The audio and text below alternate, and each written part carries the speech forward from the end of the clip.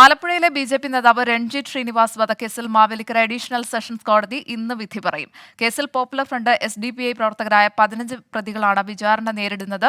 Alappuzha DYSP NR. ജയരാജനാണ് അന്വേഷണം പൂർത്തിയാക്കി കുറ്റപത്രം സമർപ്പിച്ചത്. അതേസമയം കെ ഷാൻ വധക്കേസിൽ വിചാരണ അടുത്ത മാസം ആരംഭിക്കും. 2021 ഡിസംബറിലാണ് ആലപ്പുഴ നഗരത്തെ ഞെട്ടിച്ച കൊലപാതക പരമ്പര നടക്കുന്നത്. ഡിസംബർ 18 രാത്രി എസ്.ഡി.പി.ഐ സംസ്ഥാന സെക്രട്ടറിയായിരുന്ന കെ.എസ്. ഷാൻ കൊല്ലപ്പെട്ടു. പിറ്റേന്ന് പുലർച്ചെ രൺജിത് ശ്രീനിവാസനെ ഒരു സംഘം വീട്ടിൽ കയറി അമ്മയുടെയും ഭാര്യയുടെയും മകളുടെയും മുന്നിലിട്ട് വെട്ടിക്കൊലപ്പെടുത്തി.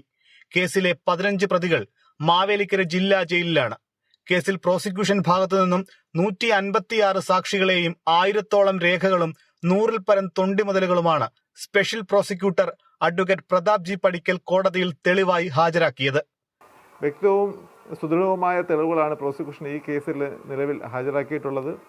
അതുകൊണ്ട് തന്നെ നിലവിൽ വിചാരണ നേരിടുന്ന 15 പ്രതികൾ, അതിൽ 12 പേർ കൃത്യത്തിൽ നേരിട്ട് പങ്കാളികളായവരും 3 പേർ ഗൂഢാലോചനയ്ക്ക് നേതൃത്വം കൊടുത്തവരുമാണ്. ഇവർക്കെതിരെ നീതിയുക്തമായ ഒരു വിധി ഉണ്ടാകും എന്നാണ് പ്രോസിക്യൂഷന് പ്രതീക്ഷിക്കുന്നത്. കേസിലെ സാക്ഷികൾക്കും പ്രോസിക്യൂഷൻ അഭിഭാഷകർക്കും നേരെ കടുത്ത ഭീഷണി നിലനിന്നിരുന്ന സാഹചര്യത്തിൽ അതിശക്തമായ പോലീസ് സുരക്ഷയാണ് വിചാരണ വേളയിൽ പോലീസ് ഒരുക്കിയത്. രൺജിത് ശ്രീനിവാസൻ പ്രാക്ടീസ് ചെയ്തിരുന്ന ആലപ്പുഴ കോടതിയിൽ നിന്ന് കേസിന്റെ വിചാരണ മാറ്റണമെന്നാവശ്യപ്പെട്ട് പ്രതികൾ ഹൈക്കോടതിയെ സമീപിച്ചിരുന്നു. ഇതേ തുടർന്ന് കേസിന്റെ വാദം നടന്നത് മാവേലിക്കര അഡീഷണൽ ജില്ലാ സെഷൻസ് കോടതിയിലാണ്.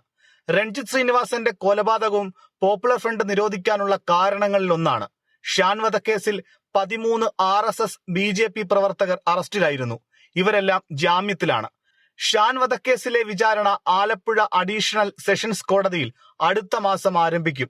24 ആലപ്പുഴ.